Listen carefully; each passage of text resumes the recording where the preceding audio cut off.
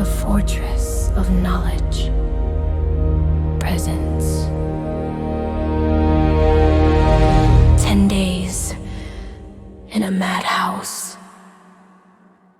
The story of Nellie Bly.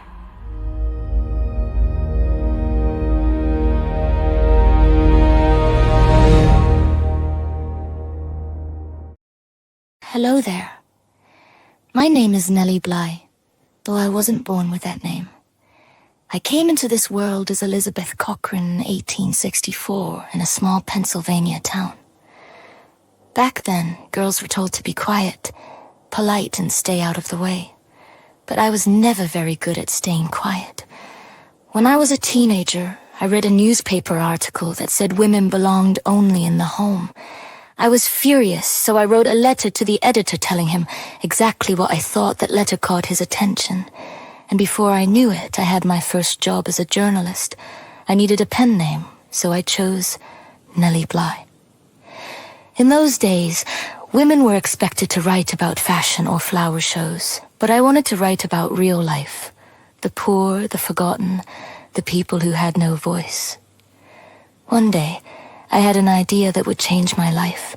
People whispered about the terrible conditions in a place called the Women's Lunatic Asylum on Blackwell's Island in New York.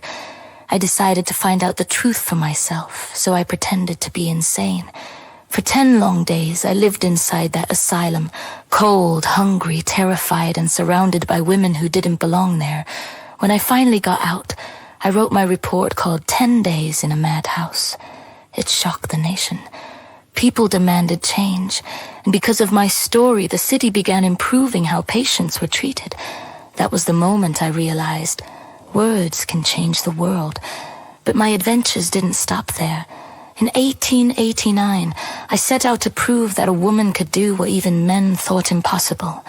Inspired by Jules Verne's Around the World in 80 Days, I packed one small bag and raced around the globe.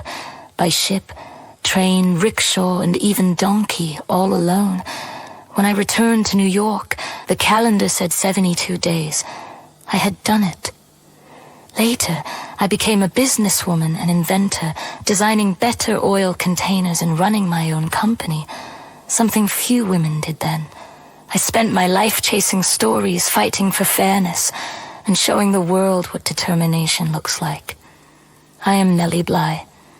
And I hope my story reminds you that no dream is too bold, no truth too dangerous, and no voice too small to make a difference.